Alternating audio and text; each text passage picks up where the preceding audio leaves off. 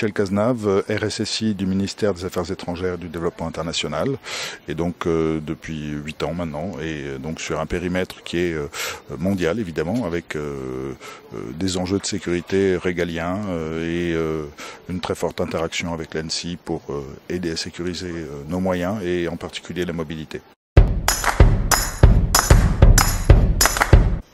Des 3 enjeux, alors je dirais mobilité, mobilité, mobilité. Alors je vais essayer de justifier ça.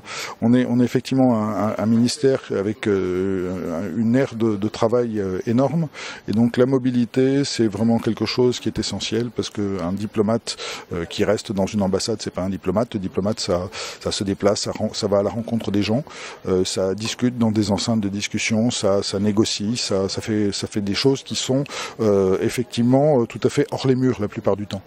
La majeure partie effectivement du ministère, on est 15 000, 5 000 à l'administration centrale et 10 000 à l'étranger, donc ces 10 000 à l'étranger effectivement sont extrêmement mobiles et donc doivent disposer de moyens. Donc aujourd'hui on a des moyens de mobilité qu'on a mis au point, et là l'enjeu du 21e siècle fixé par Laurent Fabius, c'est effectivement d'avoir une meilleure mobilité, une plus grande fluidité, un professionnalisme plus rapide. Alors dans un environnement ministériel c'est assez particulier, parce que ça n'est pas comme dans un environnement privé.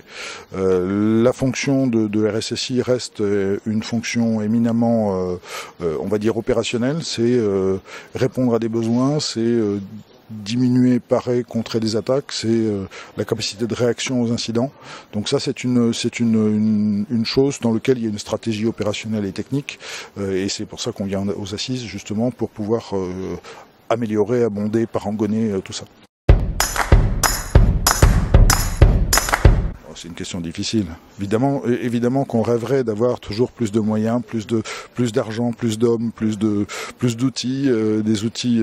Il y a quelques années, si je me rappelle bien, je disais j'aimerais bien que les choses soient simples, et évidemment elles ne le sont pas.